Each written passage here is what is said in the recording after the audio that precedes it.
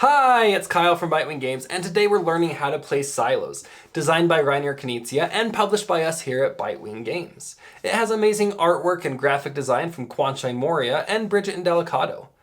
In Silos, you are aliens coming to the Earth to abduct humans. Collect 4 different types of humans to earn an emblem. The first player to collect 5 emblems wins the game. You'll collect humans through area majority. The UFO will move clockwise around the board, and the player with the majority of influence, or aliens in disguise, at that location will brainwash and abduct the humans.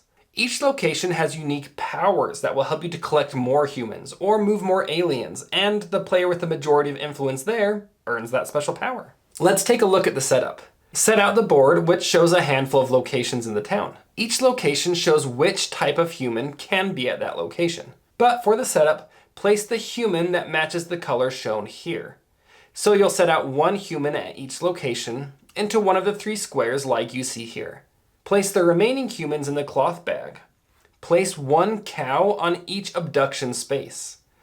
Place the UFO on the abduction space at the news station. Randomly draw and place 1 human from the bag onto each human abduction space. If playing with 2 players, skip this step. You won't use this space in a 2-player game. Place the graduation caps in a pile near the board. Each player selects a color and takes the 7 matching alien figures, faction disc, and 3 faction cards. Place the faction cards face up in front of you. Each player takes 1 leader hat and places it on one of their alien figures. Shuffle the 12 common cards and form a draw pile. The last person to see a cow is the start player and takes the active player token. That player places their disc on the 1 space at Town Hall, then going clockwise, players place their tokens on the next Town Hall spaces. Beginning with the start player and going clockwise, each player will place 1 alien figure into any of the locations. Then the next player clockwise places, and so on until all players have placed all 7 of their figures. Each alien gives you 1 influence, except for these hat-wearing aliens. This counts as 1.5 influence, so it's a tiebreaker. And throughout the game, you can make your aliens distinguished. These aliens count as 2 influence. Alright, so we have these areas and we know how to count majority, but what are you going to actually be doing on your turn? The first thing you'll do is you can move. You have 2 movement points. Aliens can move along the paths, the streets shown here. You can move 1 figure 2 spaces, or 2 figures 1 space.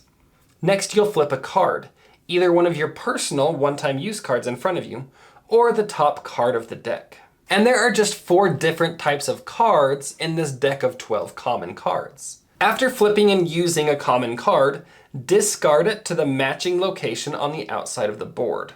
A lot of the game is about probabilities and guessing, or even knowing, what card is going to come next. By discarding your cards around the board, you know exactly how many cards of which type are remaining. So you can position yourself in the best location based on that information.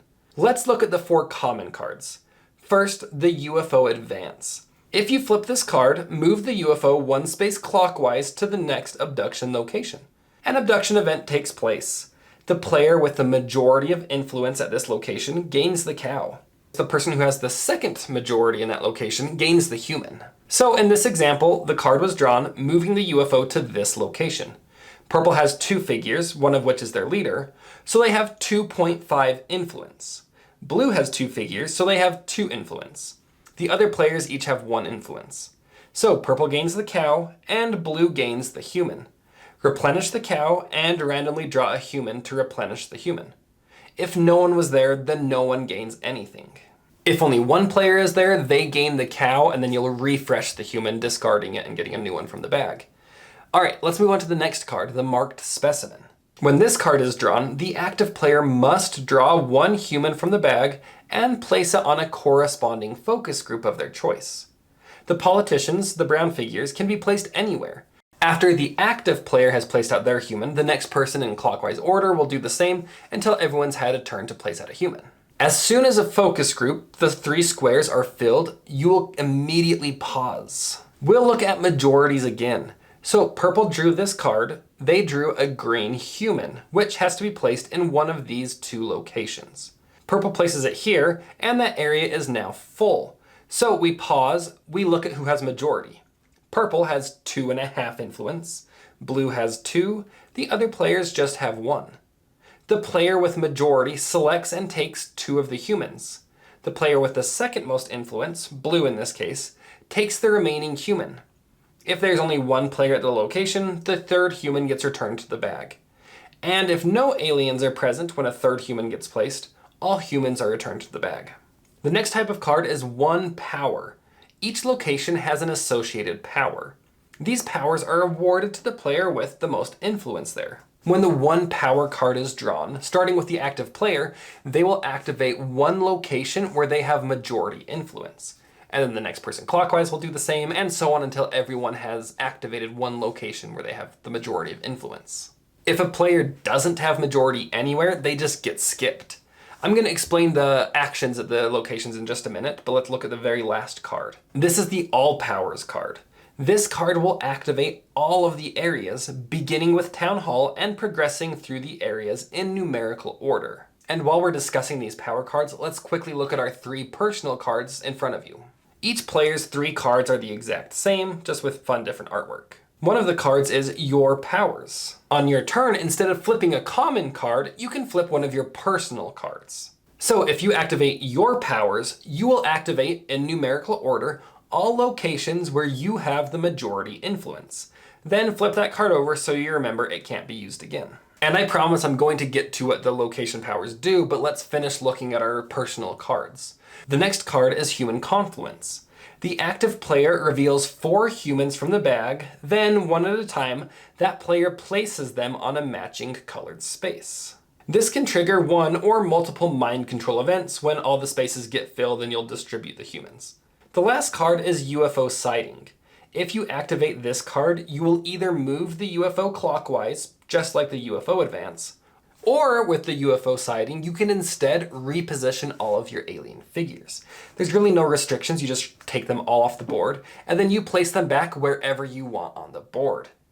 I don't want you to forget that the point of the game is to win, and you win by having 5 emblems. So let's look at how we get these emblems. You need to collect the 4 different humans, which you'll immediately return to the bag in exchange for an emblem. But do you know what aliens like even more than humans? Cows, of course. So cows act as a wild. So the cow can count as any color of human. So any of these combinations would lead to you turning your figures in for an emblem. And you do have to turn them in immediately as soon as you have a set of 4. You can't hold off for later, saving your cows or anything like that. As soon as you have 4 you could turn in, you have to turn them in for an emblem. Okay, we're just about to get to the location abilities. But before we do, I want to look at Town Hall really quick. Remember at the first of the game, players place their pieces on these locations. If purple and blue each have 2 influence at this location, and the UFO just moved here, who gets the cow? Well, the player that is higher on the Town Hall track. So this track is a tiebreaker, and you'll use it kind of a lot. Now that we know that, let's look at the Town Hall special ability. When Town Hall gets activated, we'll reorder the tokens.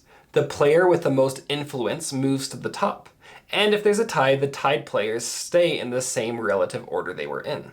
At the sheriff's office, the player with the most influence can move 1 or more alien figures of 1 color from any 1 location to the sheriff's office. They can be your own aliens or another player's aliens.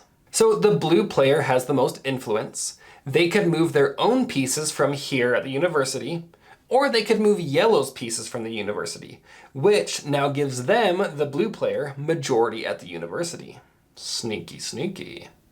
When the university gets activated, the player with the most influence can move all their figures from the university to the town hall. If you do, place a graduation cap on one of your aliens. Remember, these distinguished aliens give you 2 influence when counting majority. The player with the most influence at the shopping mall may reveal and place new humans into focus groups. They can stop placing at any time, but they must stop if a focus group becomes full, which begins a mind control event. At the news station, the player with the most influence can exchange any 3 humans, or cows, for an emblem. You can only gain 1 emblem in this way, even if you have enough figures to do it multiple times.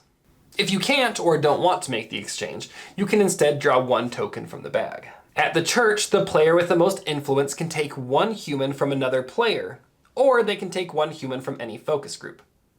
At the bus station, the player with the most influence can reposition any of their alien figures. No restrictions, just move them where you want. And remember, the powers only get activated when you have a 1 power or all power card or your personal your power card. It's not every time the ship moves, only when a powers card is activated.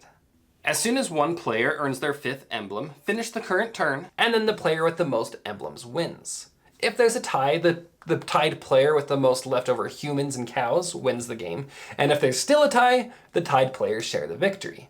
And now you know how to place silos. But let's go ahead and look at a few examples just to clarify some things. The game is all set up. We have Nick, Cammy, and Amanda. Nick takes his first turn. He has 2 movements. He moves his leader alien, the one with the hat, from the sheriff's office down to the church. He flips a common card.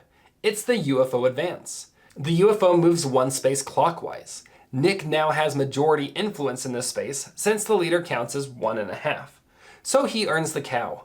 Amanda and Cammy are tied for 2nd place in majority.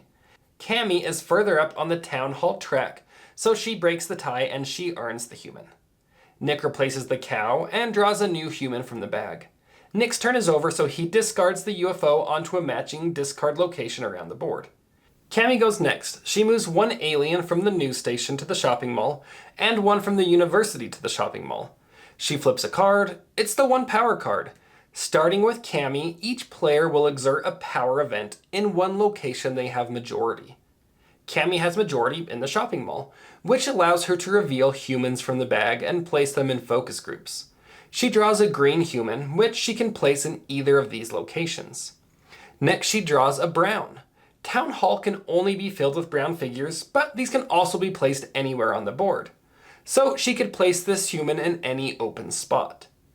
Cammy continues to draw and place humans.